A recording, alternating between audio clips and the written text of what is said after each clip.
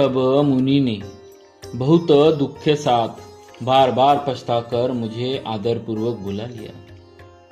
उन्होंने अनेकों प्रकार से मेरा संतोष किया और तब हर्षित होकर मुझे राम मंत्र दिया।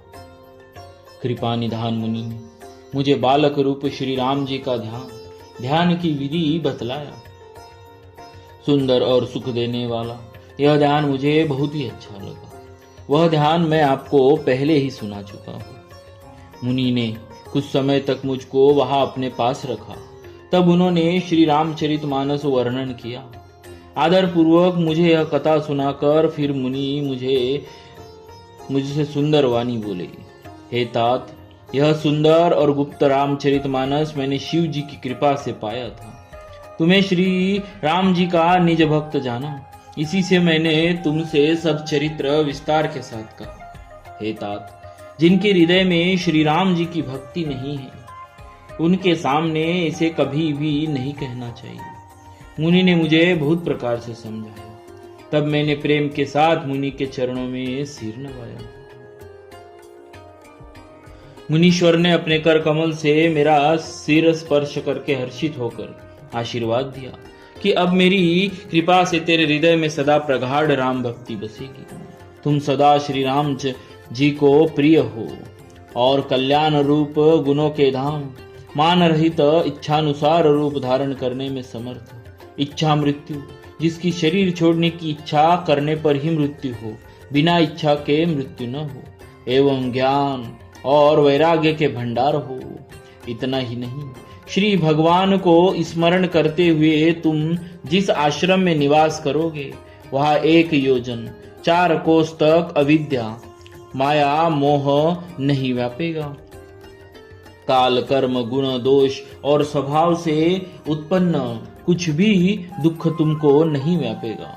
अनेकों प्रकार के सुंदर श्री राम जी के रहस्य, गुप्त मर्म, चरित्र और गुण जो इतिहास और पुराणों में गुप्त और प्रकट है, वर्णित और लक्षित है, तुम उन सब को भी बिना ही परिश्रम जान जाओगे। श्री राम जी के चरणों में तुम्हारा नित्य नया प्रेम हो। अपने मन में तुम जो कुछ इच्छा करोगे, श्री हरि की कृपा से उसकी पूर्ति कुछ भी दुर्लभ नहीं होगी। हे धीर बुद्धि गरुड़ जी, सुनिए। मुनि का आशीर्वाद सुनकर आकाश में गंभीर ब्रह्मवाणी हुई कि हे ज्ञानी मुनि, तुम्हारा वचन ऐसा ही सत्य हो। यह कर्म मन और वचन से मेरा भक्त है। आकाशवाणी सुनकर मुझे बड़ा हर्ष हुआ। मैं प्रेम में मग्न हो गया और मेरा सब संदेह जाता रहा।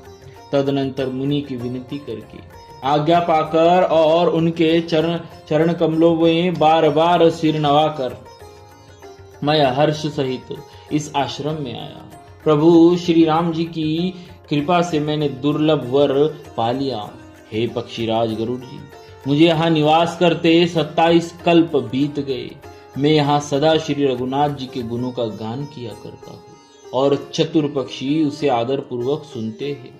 अयोध्यापुरी में जब जब श्री रघुवीर भक्तों के हित के लिए मनुष्य शरीर धारण करते हैं, तब तब मैं जाकर राम जी की नगरी में रहता हूँ और प्रभु की शिशु लीला देखकर सुख प्राप्त करता हूँ। फिर हे पक्षीराज, श्री राम जी के शिशु रूप को हृदय में रखकर मैं अपने आश्रम में आ जाता हूँ, जिस कारण से मैंने कव्य की देह पाही वह सारी कथा आपको सुना दी। हे तात, मैंने आपके सब प्रश्नों के उत्तर कहे। आहा, राम भक्ति की बड़ी भारी महिमा है। मुझे अपना यह काक शरीर इसीलिए प्रिय है कि इसमें मुझे श्री राम जी के चरणों का प्रेम प्राप्त हुआ। इसी शरीर से मैंने अपने प्रभु के दर्शन पाए और मेरे सब संदेह जाते रहे, सब संदेह दूर हो गए। बोलिए श्री सीताराम जी महाराज की जय। भक्तवत्सल भगवान की जय।